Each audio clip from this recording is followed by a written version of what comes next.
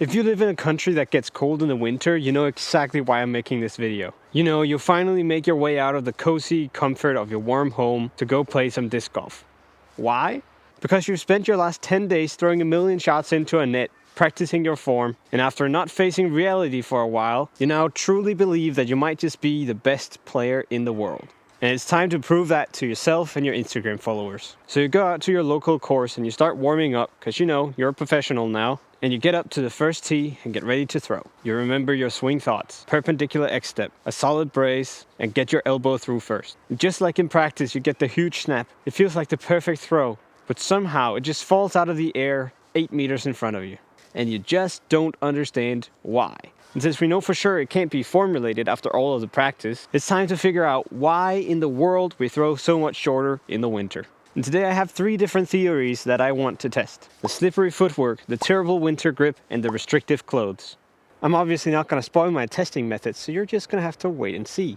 So first up, we're going to create a distance baseline. We know from this video that I usually throw around 100 to 110 meters on my distance shots. So let's throw 3 shots and take the average of them to see how much distance we actually lose in the winter. Okay, that was hyzered a lot. Also, that hurt my hand like crazy.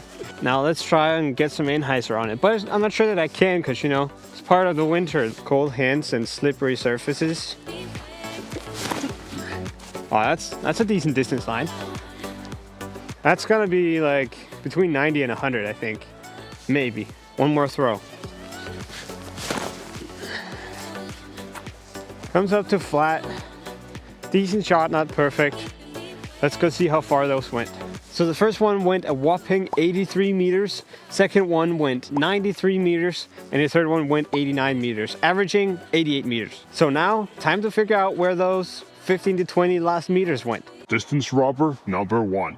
Slippery footwork. You know, sometimes you get out to the course and on the third throw or something like that, like a distance shot, you give it the full rip and you absolutely get the worst slip of your life. And for the rest of that round, you're so scared of bracing properly that you end up throwing with pretty much only your arm. So I've now created this perfect runway of towels. It's like a tee pad pretty much, at least I hope so. So let's see if footwork is the worst rubber of distance. Obviously, just like before, we're gonna go for 3 throws and get the average. Oh no, we absolutely skied it. Oh, that's gonna be a terrible one. That's not much. Whoa, what happened to the towels? I will say though, it definitely felt a lot more stable, so now that I'm used to it, second one will be perfect. A lot more power, but still a lot of height. I think it might be a little bit longer. Okay, let me try actually putting this one sideways instead, because I feel like my tee pad isn't wide enough. Final throw. Oh yeah, that's a rip. That has to be farther, right? Right. Let me go get those and we'll see if it was better or worse. So the first one was obviously a bit of a flop. It was 85 meters. Second one was 89 meters. And the third one was a whopping 97 meters, leaving us with an average of 90 meters. So I guess we can conclude that 2 of the lost meters are from the footwork. Now, I'm not going to say that the sample size was huge, so it might be a little bit different if we threw 15 shots or something, but that's not how we do around here. On to the next one. Distance robber number 2. Grip issues. You know, for some reason in the winter, the plastic that usually feels really good is sometimes just feeling a lot more slick. And your hands can be pretty cold, which is also a problem when you're trying to grip a disc as hard as you can. So today we got a couple of grip enhancers. We've got the friction glove. A lot of people know this thing. Supposed to give you extra grip. And we got the snap stick, which is like some grippy substance that you put on your fingers usually. I'm gonna put it on my friction glove. Double up should be better than one grip enhancer, right? So we've got our friction glove on here, and we're gonna take this snap stick thingy and just try and get as much as we can onto the fingers of this thing. All right, I think we got a decent amount on there now. Maybe you can kind of hear the grippiness here. And we're gonna try and rip 3 more and see how much it works.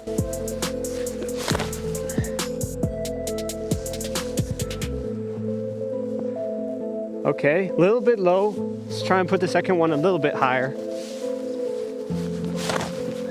A little bit higher, he says, and he puts it into the ground. A little bit of slippery surface there, I think. Okay, got a little bit of a skip. Third one. Oh, it's really hard to get good footwork here. Let's see how far those went. So with the grip enhancers, the first one went 86 meters, second one went 90 meters, and the third one 89 meters, leaving us with the exact same average of 88 meters as the baseline. So I guess we can conclude that grip isn't really the biggest issue in the winter. Either that or you're not supposed to mix two different grip enhancers. I don't know. On to the third and final test. Distance rubber number 3. Restrictive clothes. We all know when you go out to a winter round, you have to put on like 1, 2, 3, 4, 5, 6, or 7 layers of clothes, which you end up looking a little bit like a stick figure and you're not really able to properly move. So right now, I definitely don't have any clothes restricting me, so we should be able to rip it pretty far. Now, fun fact, the kids just got free from school, so they're just watching a random man shirtless in the snow throwing discs. This is a little bit weird, but that's all good. Let's try and put this one nice and high. Nice and high. Hey, it's a good rip. Anhyzer and everything. Wow. Okay, that's by far the farthest one yet. That's perfect. Restrictive clothes might be it, guys. Give it height. Come on, I've been saying this the entire day, but somehow it's really hard to give it height. That's a perfect rip. Dude, that's it. That's over 100, I think. All right, final one.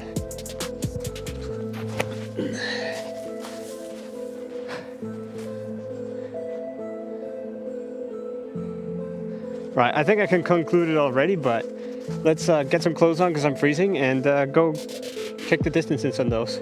Are you ready for some incredible results? So the first one went 102 meters, second one went 108 meters, and the third one 105 meters. And that is the average for the shirtless throwing, 105, which is 17 meters more than the baseline we said earlier. And honestly, pretty much as far as I usually throw. So it turns out, the real reason why we throw shorter in the winter is the restrictive clothes. So if you want to go out and prove to your Instagram friends that your form work has been working, go shed some layers, as many as possible. All of them, if possible. Unfortunately, we can't throw shirtless in tournaments, so gotta get a little t-shirt on there, but other than that, we should be good.